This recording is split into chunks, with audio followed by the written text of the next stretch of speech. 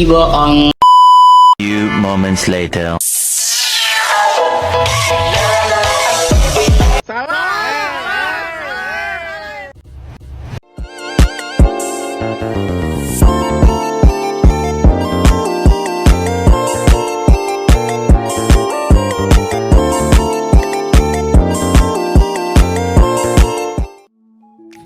Assalamualaikum warahmatullahi wabarakatuh. Hai semua, kenalin aku Khotimatul Farikadia Ramawati, NIM 430402501000.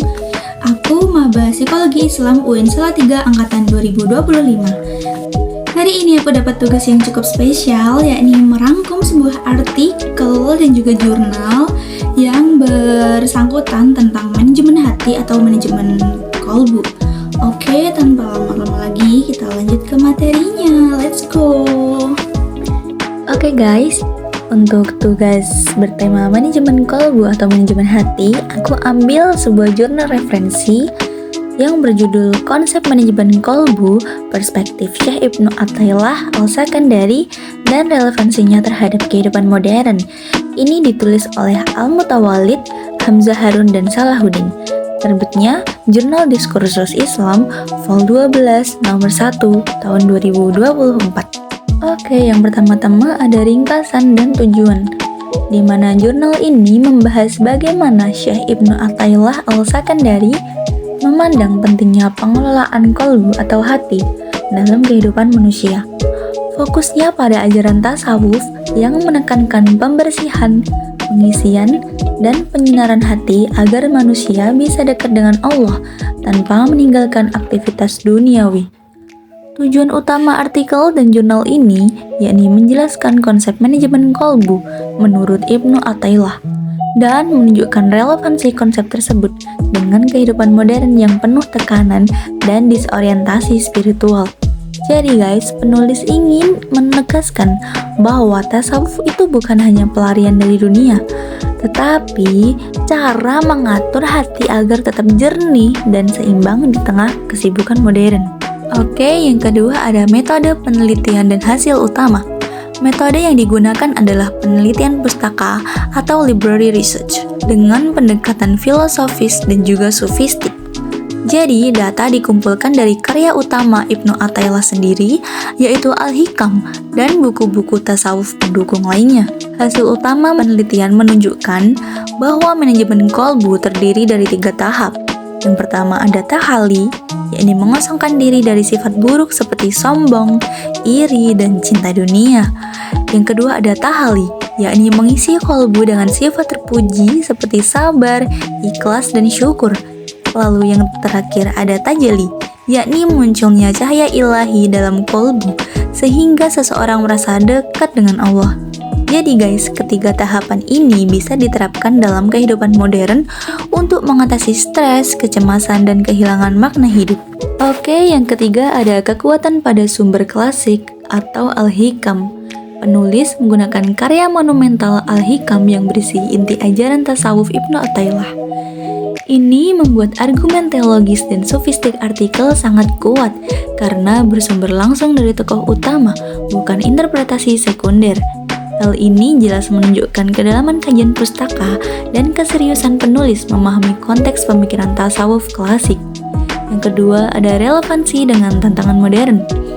Artikel ini menghubungkan ajaran klasik dengan realitas modern seperti stres, keserakahan, dan krisis spiritual akibat gaya hidup materialistik. Hubungan ini jelas membuat pembahasan terasa aktual dan bermanfaat bagi pembaca masa kini, terutama mahasiswa dan praktisi pendidikan Islam. Yang ketiga, ada bahasa akademik yang komunikatif. Artikel ditulis dengan struktur akademik yang jelas. Penulis memakai istilah sofistik, namun tetap menjelaskan maknanya secara praktis, sehingga mudah dipahami oleh pembaca non-spesialistik tasawuf. Lalu yang keempat ada bahasa ilmiah, tapi mudah dipahami oleh mahasiswa keagamaan. Di setiap kelebihan ada kekurangan. Di sini, kekurangan yang pertama ada kurang aspek empiris. Jadi, jurnal ini hanya bersifat konseptual dan filosofis tanpa ada data lapangan. Tidak ada bukti empiris seperti observasi, wawancara, ataupun studi kasus yang menunjukkan penerapan konsep nyata dalam manajemen kolbu dalam kehidupan modern. Akibatnya guys, pembaca itu sulit menilai sejauh mana sih konsep ini efektif secara praktis. Yang kedua ada analisis implementasi masih umum. Pembahasan tentang penerapan konsep manajemen kolbu di zaman modern hanya disampaikan secara teoritis. Misalnya, tidak dijelaskan nih bagaimana langkah konkret menerapkan tahalali, dan tajali dalam dunia kerja, pendidikan, atau terapi spiritual. Kekurangan yang ketiga, yakni ada minim perbandingan tokoh. Jurnal ini hanya fokus pada Ibnu Athaillah tanpa membandingkan dengan tokoh lain seperti Al-Ghazali atau Al-Khusyairi. Padahal perbandingan ini bisa memperkaya analisis dan memperjelas posisi pemikiran Ibnu Athaillah dalam tradisi tasawuf. Oke guys, tibalah kita pada bagian kesimpulan. Jadi kesimpulannya, Ibnu Athaillah mengajarkan kita bahwa kolbu adalah pusat kesadaran spiritual manusia. Mengelola kolbu berarti mengendalikan nafsu, membersihkan niat, dan menjaga hubungan dengan Allah. Dalam konteks modern ini, manajemen kolbu menjadi solusi bagi krisis moral dan stres batin. Tasawuf yang diajarkan Ibnu Athaillah bukanlah menjauh dari dunia, tetapi menata hati agar dunia tidak menguasai manusia.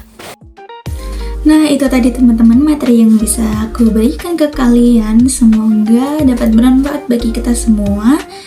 Dari materi ini kita jadi tahu bahwa tasawuf itu bukan berarti meninggalkan dunia, tapi menjaga hati, menata hati supaya dunia itu tidak menguasai manusia. Cukup sekian dari aku. Mohon maaf jika ada kelebihan dan kekurangan. See you the next time guys. Dadah.